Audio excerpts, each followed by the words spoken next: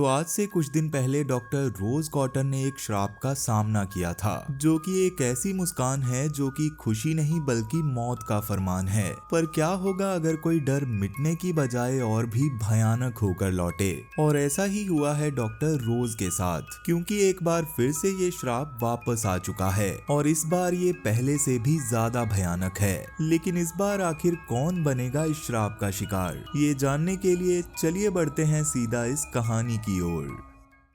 तो इस कहानी की शुरुआत होती है गाड़ी में बैठे हुए जॉयल से। और अगर आप नहीं जानते जॉयल कौन है तो आप इस कहानी के पहले पार्ट को एक बार देख लीजिए, जिसका लिंक आपको डिस्क्रिप्शन और पिन कमेंट में मिल जाएगा। तो रोज ने जॉयल के सामने उसी शैतानी मुस्कान के साथ कर ली थी, जिसकी वजह से ये श्राप अब जॉयल को लग चुका था। और जॉयल को ये श्राप लगे हुए 6 दिन बीत चुके थे।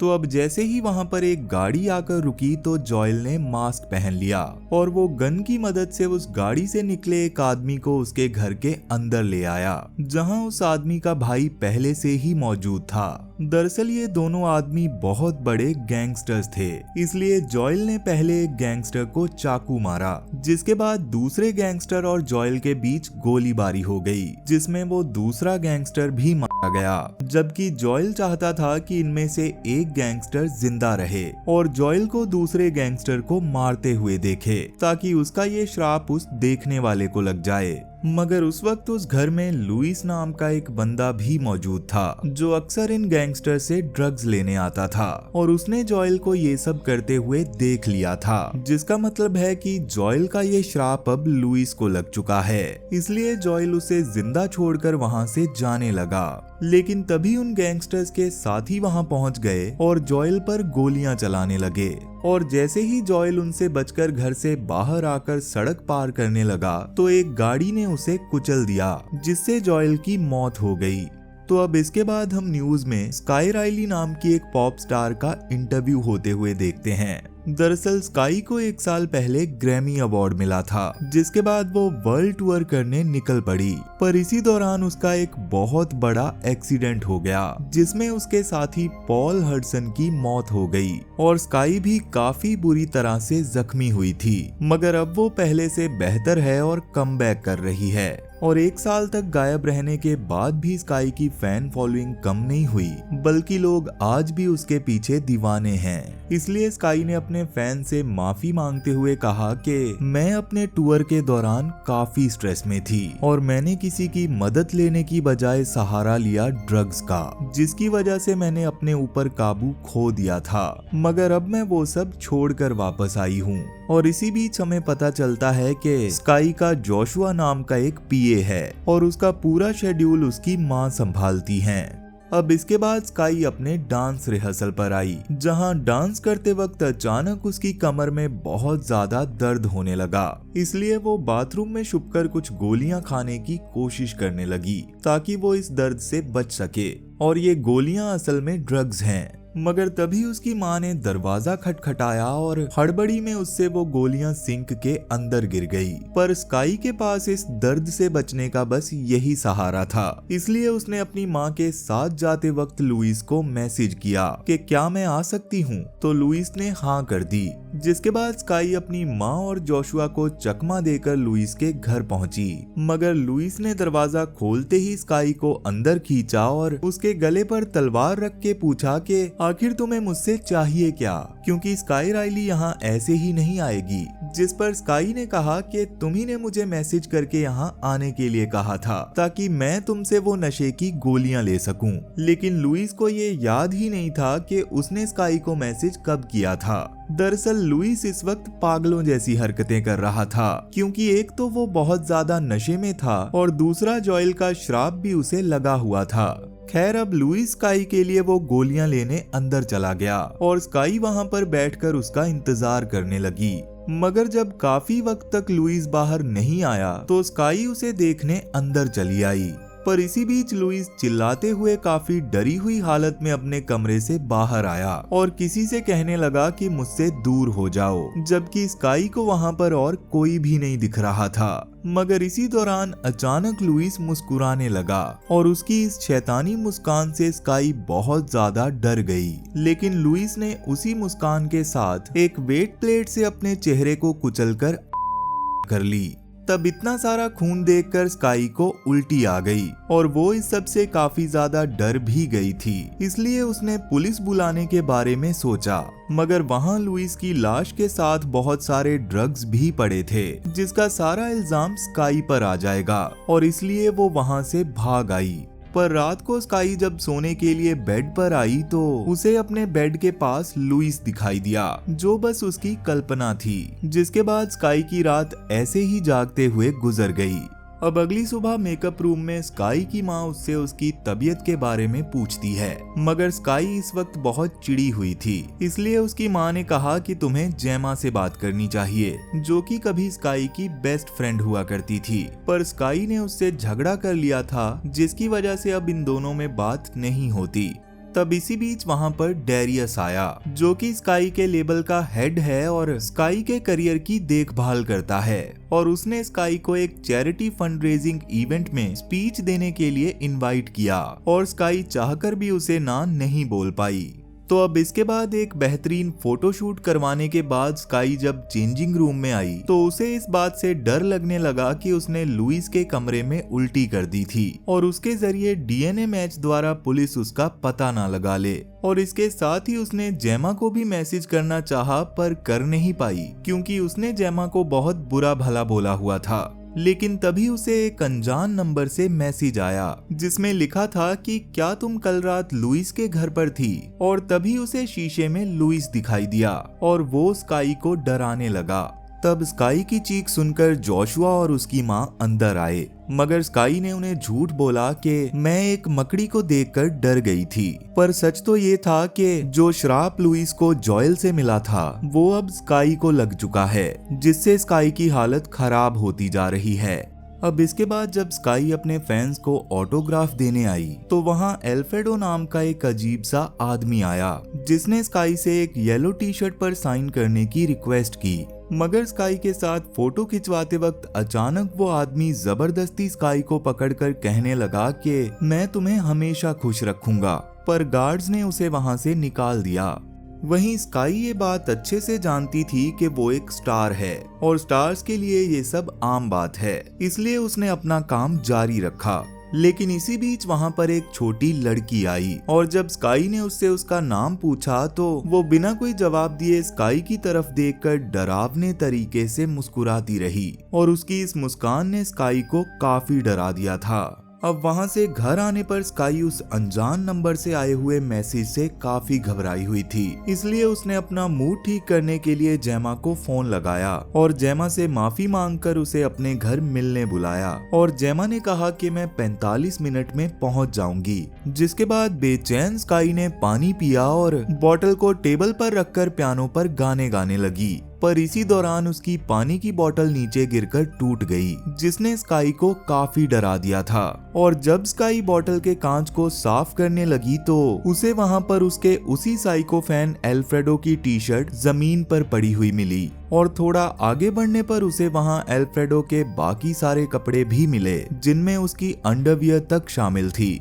जिसके बाद अचानक वहां की लाइट्स बंद हो गई और उसे अपने सामने एल्फ्रेडो दिखा, जो कि बिना कपड़ों के खड़ा था और वो स्काई का पीछा करने लगा।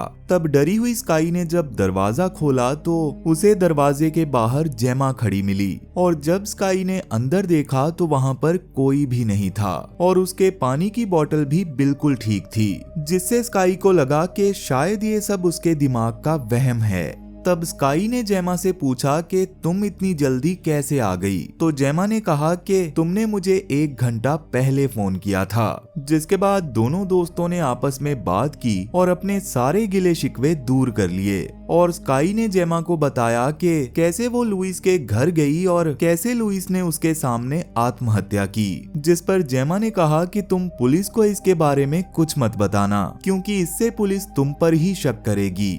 अब इसके बाद रात को सोते वक्त स्काई को अपने 1 साल पहले हुए एक्सीडेंट का काफी डरावना सपना आया, जिससे डर के उसकी नींद खुल गई और वो जेमा को बताने लगी कि मुझे ऐसा लग रहा है जैसे मेरे दिमाग में काफी कुछ एक साथ चल रहा है और मैं इस सब से बचना चाहती हूँ, पर मैं ऐसा कर नहीं पा रही। लेकिन तभी जेमा स्काई की ओर देखकर मुस्कुराने लगी और ये मुस्कान वही शापित मुस्कान है जिससे डर के स्काई बेड से नीचे गिर गई। पर तभी उसने देखा कि जेमा तो वहाँ थी ही नहीं, क्योंकि अब सुबह हो चुकी थी और जेमा स्काई के लिए कॉफी बनाने गई हुई थी। और इसी बीच स्काई को याद आया कि उसे रिहर्सल पर जाने के लिए काफी देर हो चुकी है और स्काई ने जब जेमा से पूछा कि क्या तुम मेरे साथ इस टूर पर चलोगी, तो जेमा ने उसके साथ आने से मना कर दिया, जिसके बाद स्काई अकेली ही रिहर्सल के लिए निकल गई।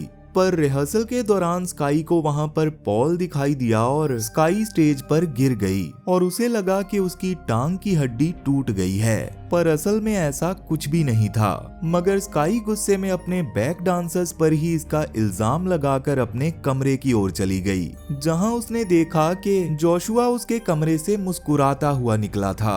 और जब वो कमरे के अंदर आई तो उसके कमरे की हालत कुछ ज्यादा ही खराब थी, जिसे देखकर उसे जोशुआ पर बहुत गुस्सा आया। पर जोशुआ का कहना था कि मैंने ऐसा कुछ भी नहीं किया।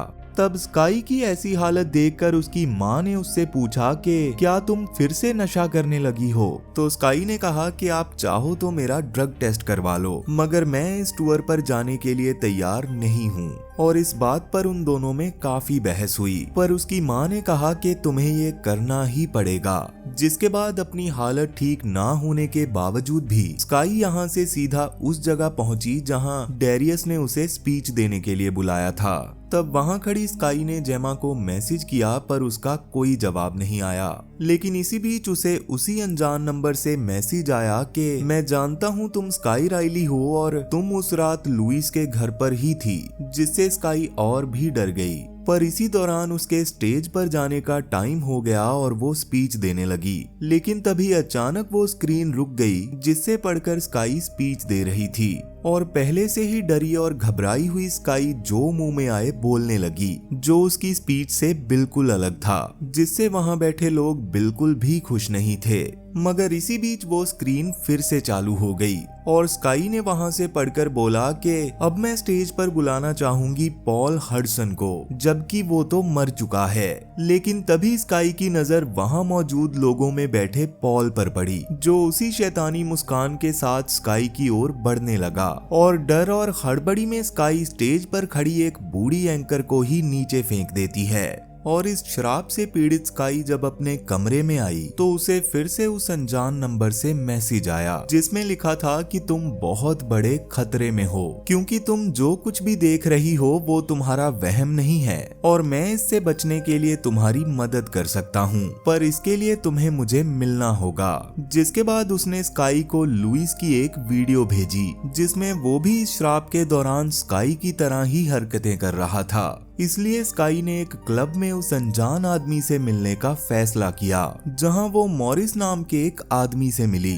जिसने स्काई को इस शराब के बारे में समझाते हुए कहा कि लुइस ने खुद को नहीं मारा, बल्कि वो किसी शैतान के बस में था। वो शैतान रूप बदलता है और सिर्फ उसी को दिखता है जिस पर उसका असर हो। और मैं ये सब इसलिए जानता हूँ क्योंकि मेरा भाई भी इसी शैतान का शिकार हुआ था। जिसके बाद मैंने इसके बारे में रिसर्च की और उससे मैं बस इतना ही जान पाया हूँ कि ये श्राप तभी खत्म होगा जब कोई शापित इंसान उस तरीके से मरे जैसे वो शैतान नहीं चाहता, जिसके लिए तुम्हें एक तरह से मरना होगा। क्योंकि कुछ तरीके ऐसे भी होते हैं जिनसे कुछ वक्त के लिए तुम्हारे दिल की धड़कन रुक जाएगी, जिससे ये श्राप खत्म हो जाएगा और ऐसा होते ही मैं तुम्हारे दिल को फिर से नॉर्मल कर दूंगा और तुम ठीक हो जाओगी।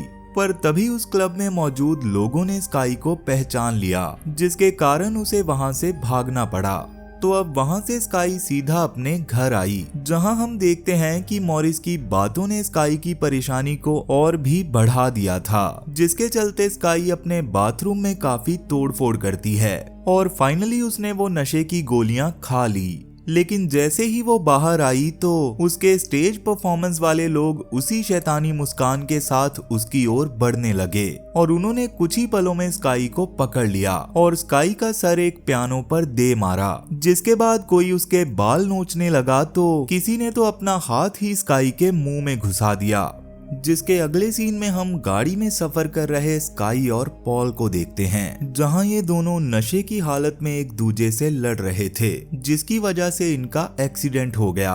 पर तभी स्काई की आंख खुली क्योंकि ये बस उसका एक डरावना सपना था। लेकिन तभी स्काई ने नोटिस किया कि वो एक हॉस्पिटल में है, जहां उसकी माँ ने बताया कि तुम लिविंग रूम में बेहोश होकर गिर गई थी, इसलिए हम तुम्हें यहाँ ले आए। मगर स्काई ये बात जानती थी कि उसके साथ जो भी हुआ था वो कोई वहम नहीं था, क्योंकि उसके चेहरे पर अब भी वो चोट के निशान थे और उसके बाल भी नोचे हुए थे। इसलिए स्काई ने अपनी माँ से कहा कि मेरे साथ कुछ बहुत ही बुरा हो रहा है, इसलिए मैं ये शो नहीं कर सकती। पर उसकी माँ ने कहा कि तुम्हारी चोट और तुम्हारे बालों को हम मेकअप से कवर कर लेंगे, लेकिन तुम्हें ये शो करना ही पड़ेगा क्योंकि इस पर कई लेबल्स ने बहुत सारा पैसा लगाया है और तुम्हारे शो कैंसिल करने पर हम सड़क पर आ जाएंगे। लेकिन स्काई ने अपनी माँ से कहा कि मैं आपके लिए बस एक खिलौना हूँ, इसीलिए आपको मेरी सेहत से ज्यादा इस शो की चिंता है। जिसे सुनकर उसकी माँ उसे इमोशनल ब्लैकमेल करने लगी और स्काई अपनी माँ को समझाने की कोशिश कर ही रही थी कि अचानक उसकी माँ उस मुस्कुराहट वाले शैतान में बदल गई।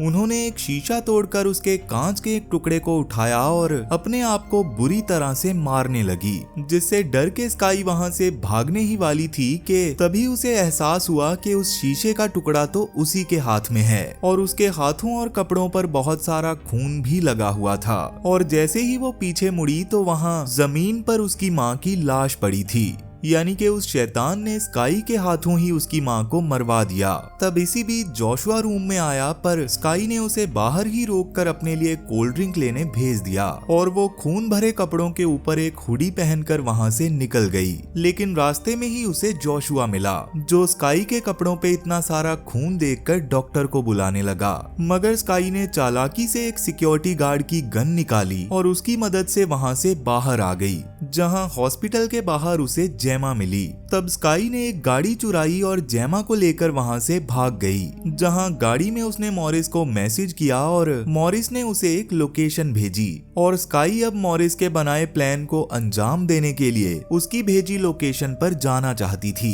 और उसके साथ जो भी हो रहा है वो उसे जेमा को बताने ही वाली थी कि तभी उसे एक फोन आया और ये फोन था जेमा का, जिसने स्काई के भेजे मैसेजेस और कॉल को देखकर आज उसका रिप्लाई किया था। यानी कि इतने दिनों से स्काई के साथ जेमा नहीं बल्कि वो शैतान था, जो कि इस वक्त गाड़ी में भी मौजूद था। और वो स्काई को कहने लगा कि अब सब तुमसे नफरत करते हैं, लेकिन स्काई कहती है कि तुम बस मेरे दिमाग में हो। और वो अपने आप पर काबू पाने की कोशिश करने लगी और जब उसने आंखें खोली तो वो शैतान गायब हो चुका था और स्काई खुद ड्राइविंग सीट पर बैठी हुई थी। पर स्काई को गाड़ी चलाना नहीं आता था, लेकिन फिर भी वो किसी तरह गाड़ी चलाकर मॉरिस तक पहुंच गई, जिसने पहले से ही एक बंद पिज्जा हट को किराए पर लिया हुआ था, क्योंकि यहाँ पर एक बहुत बड़ा फ्रीजर था। और मॉरिस ने स्काई को बताया कि जब उस फ्रीजर से तुम्हारा बॉडी टेम्परेचर काफी गिर जाएगा तो मैं तुम्हें एक दवाई दूंगा, जिससे तुम्हारा दिल धीरे धीरे काम करना बंद कर देगा, यानी कि तुम मर जाओगी, जिसके लिए हमारे पास 8 से 9 मिनट होंगे। और जैसे ही टाइम पूरा होगा तो मैं तुम्हारे दिल को एक इंजेक्शन लगाऊंगा, जिससे तुम फिर से जिंदा हो जाओगी। लेकिन जैसे ही मॉरिस कुछ लेने वहां से बाहर गया तो वो शैतान स्काई के पास पहुंच गया। और जैसे कि इस मूवी के फर्स्ट पार्ट में भी हमने देखा था कि कहानी के आखिर में ये शैतान उस इंसान के रूप में आता है जिससे शापित इंसान को सदमा या फिर गहरी चोट पहुंची हो। इसलिए स्काई के सामने वो शैतान एक्सीडेंट से पहले वाली स्काई के रूप में आया था और उसने स्काई को मारना पीटना शुरू कर दिया, जिसके बाद वो रोज की तरह ही स्काई के मुंह में घुसने की कोशिश करने लगा। लेकिन स्काई ने किसी तरह अपने दिमाग पर कंट्रोल वापस पा लिया और उसके हाथों को काट लिया और जल्दी से अपने पास पड़े इंजेक्शन को अपने गले में लगा लिया। लेकिन इसी बीच अचानक उसने फिर से हंसना चालू कर दिया और स्काई ने देखा कि उसके हाथ में इंजेक्शन है ही नहीं, जिसके बाद शैतान ने उसे एक अलमारी जैसी जगह में बंद कर दिया। और जब स्काई वहां से बाहर आई तो उसने खुद को अपने वर्ल्ड टूर के पहले शो की स्टेज पर पाया, जहां बहुत सारी पब्लिक मौजूद थी और उसी पब्लिक में स्काई की माँ और जोशुआ भी खड़े थे। यानी कि अब तक जो भी चीजें स्काई ने देखी वो बस भूतिया घटनाएं थी जो शैतान स्काई को दिखा रहा था। तब इसी बीच स्काई को अपने सामने वो शैतान फिर से दिखाई दिया, जो कि स्काई के ही रूप में था और उसके पेट को फाड़कर बाहर आ गया था, जिसके बाद वो स्काई के मुंह में घुस गया और आखिरकार उसने स्काई को वश में कर ही लिया। और स्काई ने स्टेज पर ही हजारों लोगों के सामने मुस्कुराते हुए माइक को अपनी आंख में घुसाकर खुद की जान ले ली और ये श्राप उसे देखने वाले हजारों लोगों में फैल गया, क्योंकि शापित होने के बाद से ये शैतान हमेशा से ही स्काई के अंदर ही था और मॉरिस की बातों को सुनकर ये जान चुका था कि इंसानों ने इस शाप से बचने का रास्ता ढूंढ लिया है। इसलिए उसने इस बार किसी एक इंसान को नहीं बल्कि एक ही बार में हजारों लोगों को अपना शिकार बनाया, जिसका मतलब है कि ये श्राप अब कभी नहीं रुकेगा। और इसी के साथ ये मूवी यहीं पर खत्म हो जाती है। तो वीडियो पसंद आई हो तो वीडियो को लाइक जरूर कर देना, और अगर आप मेरी वीडियो पहली बार देख रहे हो या फिर अभी तक हमारे चैनल को सब्सक्राइब नहीं किया तो जल्दी से कर लो, क्योंकि इस चैनल पर ऐसी और भी बहुत सारी वीडियोस आने वाली हैं। तो चलो मैं अब आपसे मिलता हूँ ऐसी ही एक और डरावनी कहानी के साथ, और तब तक के लिए tata bye bye, Radhe Radhe.